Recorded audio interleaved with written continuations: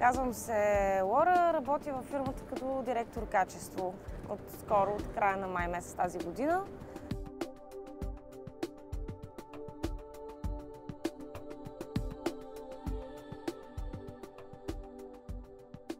В момента в Екон постоянно внедряваме различни неща и постоянно настройваме потока на работа и рутина трудно би могло да се нарече.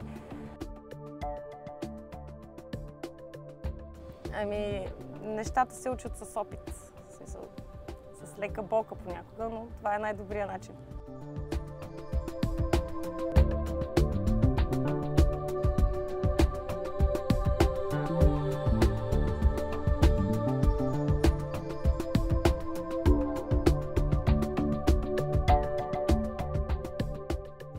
Аз предпочитам с кола, просто защото с кола ще съм опасна, защото не шофирам.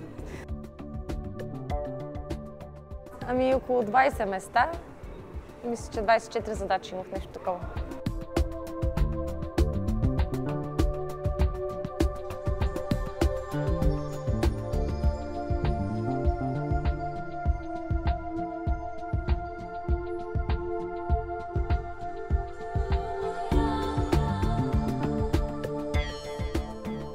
Денят ми беше прекрасен. Беше много динамичен. Имаше много движение, беше супер. Беше много интересно.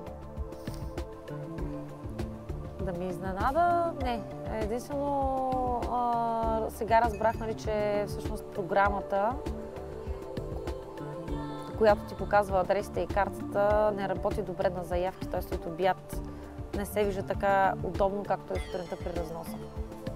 Това не знаех. Като цяло, друго не.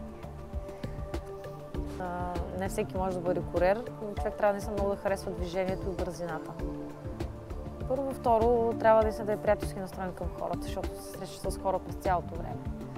Това за мен са две отличителни качества, друго няма мога да се сети. Другите си неща не са задължителни. Това, че въпреки всичките възможни приложения и неща, които ни помагат в работата през деня, човек има нужда от тренинг.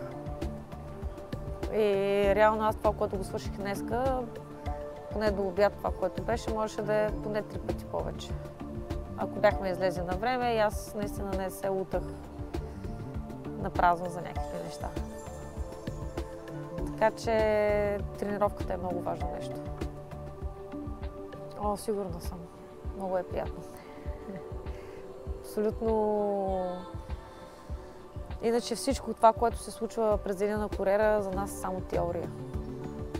Ние за това работим и това променяме. И някак си не можеш да промениш нещо, което ти знаеш само на теория. Защото тогава какъв ще е резултата?